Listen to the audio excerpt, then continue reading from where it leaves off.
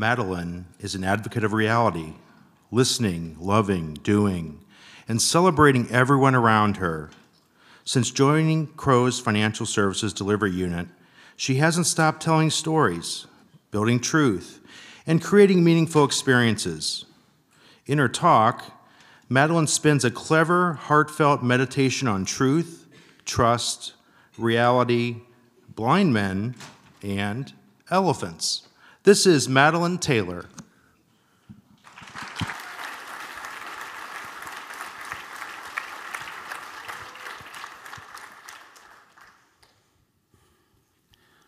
Who in this room has ever felt in the dark, unable to discern what's really going on?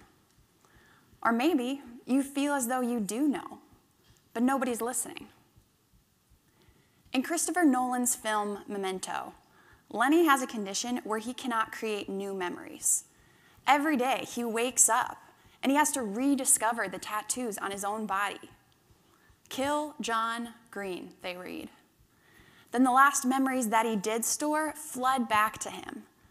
These are memories of his wife dying, and so he sets out all over again to avenge her. As Lenny encounters each new character, it's apparent that they already know about his condition, and Lenny fears that they would take advantage of his handicap by misrepresenting reality. For this reason, Lenny does not trust anyone. The tattoos on his body and the words written by his own hand are his only guides. So, we see that Lenny cannot trust. Therefore, Lenny cannot know the truth. And there are two significant consequences of this condition.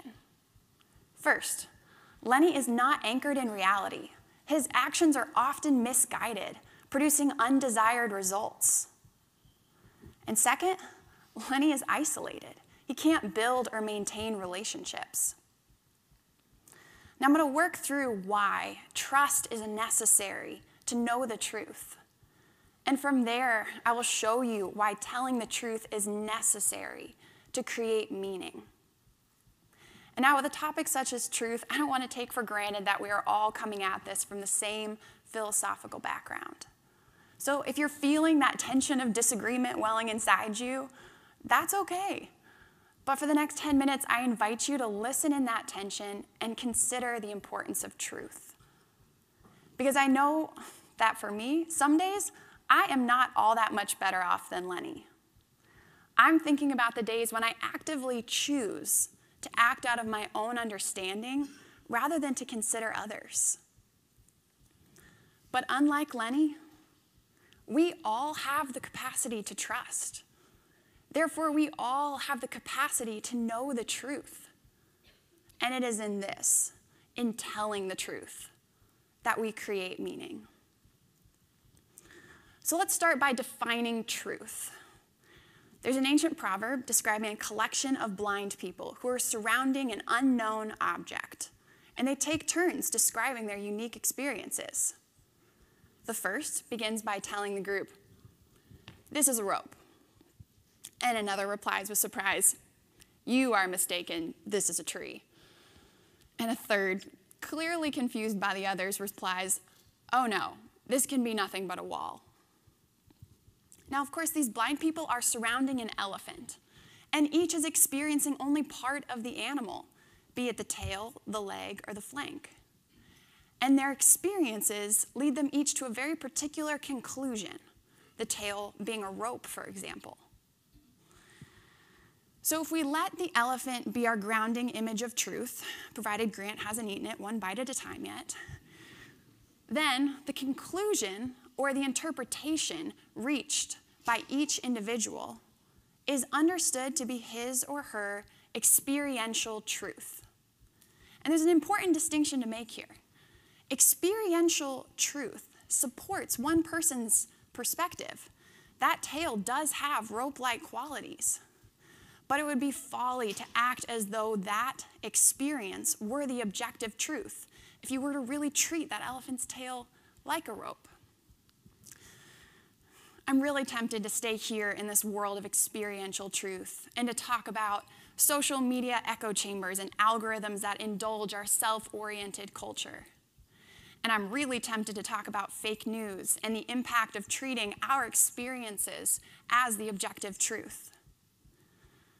But I'm going to keep moving, because I have my sights set on knowing the elephant, the holistic truth. And I've challenged myself, and I will challenge you. Don't settle for your experiential truth. Don't settle for your boss's experiential truth. And don't settle for majority culture's experiential truth. Instead, let's learn from the blind people in our story. They're going to help us understand how we can come to a knowledge of the truth, taking us 80% of the way toward our goal of telling the truth. Because what you do with that truth once it is known is important. So let's unpack this process. First, you must engage reality, become deeply specialized, become trustworthy. Each person had to reach out their hand and engage the animal in front of them. For the person standing very near the elephant's tusk, feeling its breath on their face, it would have been a fearful thing to engage that reality. For the person standing very near the elephant's tail, the odor alone might have made it a humbling thing to engage that reality. Regardless of the obstacles, it is important that we each first embrace the reality that is in front of us and have a true experience. Second, you must share that reality. Be generous with your knowledge. After engaging the elephant, they told one another about the rope and the tree and the wall, trusting that their perspective would be heard and considered. We are limited creatures. We don't have access to the whole truth by ourselves. Others are dependent on you to engage reality and to report back. Third, must listen to the experiences of others. Humbly hear out those who are working at the same issue from a different discipline or angle. We must not forget that our experience is not more important than someone else's. Listening requires patient humility, holding all experiences in tension until the image of the elephant becomes clear. Fourth, you must analyze and test the puzzle pieces. What have you heard? What must be true? And I say must specifically, because the nature of truth is not determined by our experiences any more than the blind people created that elephant. But now, having come to a knowledge of the truth, these people are positioned to act. Telling the truth is not finished until our speech and our behavior reflect reality. The same blind people that eventually call an elephant are on the hook to determine what to do about it. So now, we have defined what truth is, we've determined a process for how to tell the truth, and now I want to explore why. Why do we tell the truth? I started by sharing with you that telling the truth is necessary to create meaning. And I want everyone to track with me in this next section, so I'm going to briefly mention the philosophical assumption that I'm making. Here it is. We live in a shared reality together. By this, I mean to say that there really is an elephant. There really is a world outside of myself.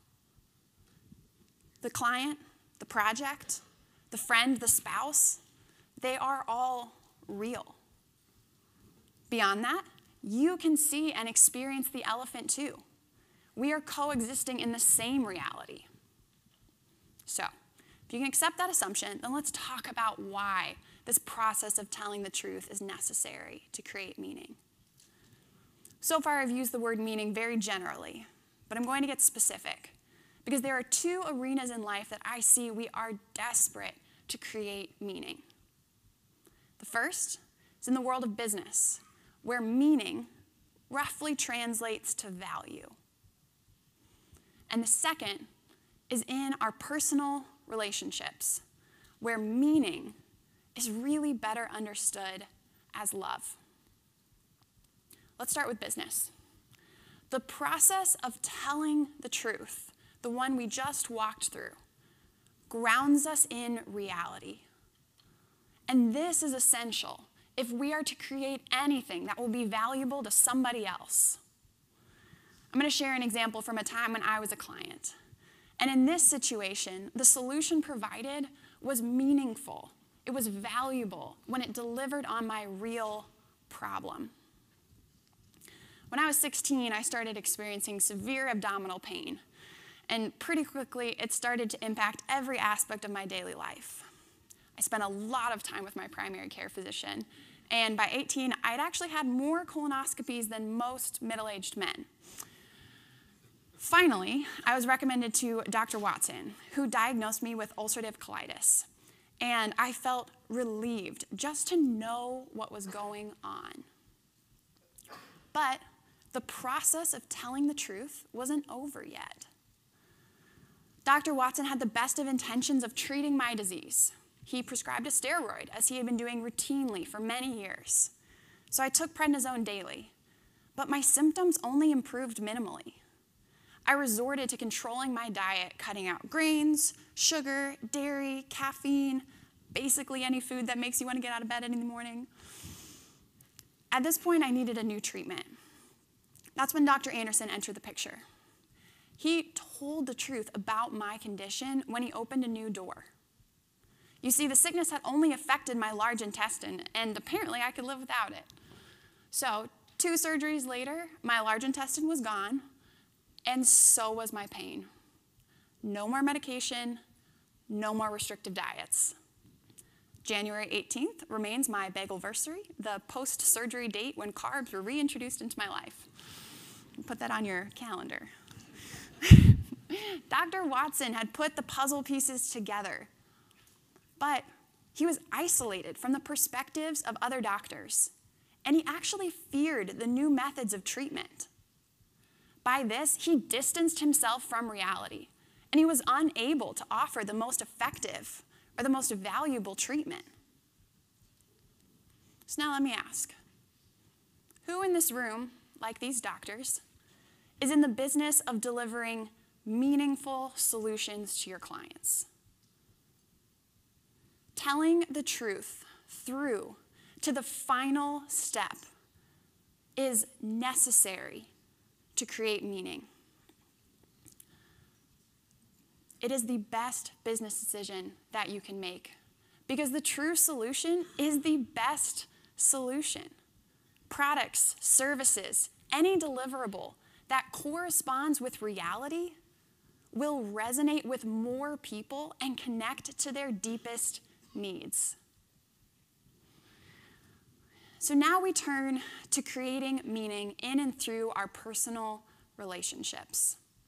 Similar to how telling the truth grounded the doctor in reality, this same activity grounds us in relationship with one another. We've seen already that telling the truth is a corporate activity. Therefore, trust is a very necessary input. But what is more? When you tell the truth, you're actually going to reinforce that trust that you started with. When your coworker sees you take his perspective into account when you act, the trust between you grows. For me, this is an even more important application for telling the truth. If there were 9 people trying to figure me out, they would see how everything that I do is driven by a desire for connection. We tell the truth because it is loving. When we offer up our experiences patiently, trusting others to listen impartially, we are loving. When we listen to our neighbors and empathetically consider their position, we are loving. And when we humble ourselves and understand our experiences in the context of others for the sake of a better solution, we are loving. So now, knowing this, I challenge you to engage reality and share your experiences. Listen to others and test the facts until you come to a knowledge of the truth. And then, having been grounded in reality and in relationship, I challenge you to act. Tell the truth for the sake of your business and deliver something ultimately valuable to your clients. Tell the truth for the sake of your friends and for your family, and love them well.